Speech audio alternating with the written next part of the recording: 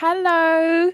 How are you? Yeah, what's going on here? What's going on? We wanted to talk to you to tell your story a little bit because I know that you were diagnosed with a brain tumour when you were 4. Yeah. I know that the type of tumour that you had was an Astrocytoma Cerebellar. Yeah. But you had a brain hemorrhage, an ataxia, Yeah. meningitis as well. Yeah. I mean, that's a huge amount of things to have had at the age of 4. For instance, you were saying about your speech, mobility, moving and things, and sometimes you get quite dizzy when you're walking and stuff. I do. More so in the last few years because I'm registered severely sight impaired in brackets blind, which is bit ambiguous, I find. And then you said about coming up now that they did diagnose you with ataxia. Yeah. I think that they didn't make me aware, which I'm a bit annoyed about. Worse, my walking got a lot worse when I was 27. Before that, I didn't really notice it all that much. Also had a stroke at the age of 4. Yeah. Well, this is the thing. I before I learnt about the ataxia, I thought that everything that had happened to me was due to the tumour.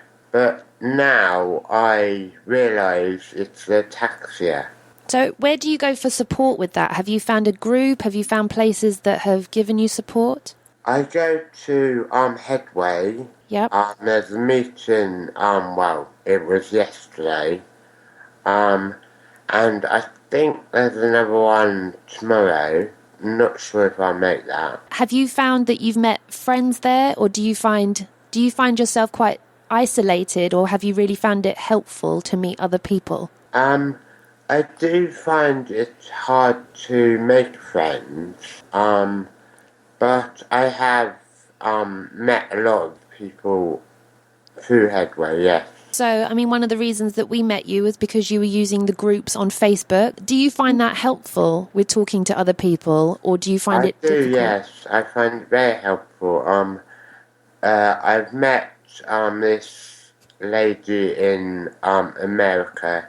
I've never actually, before I met your group, I had never actually known anyone who'd had a brain tumour. What have you found for a release of stress and for why you're doing things? What do you do? Music. Years ago, I just used to lie on my bed and relax and listen to music, and that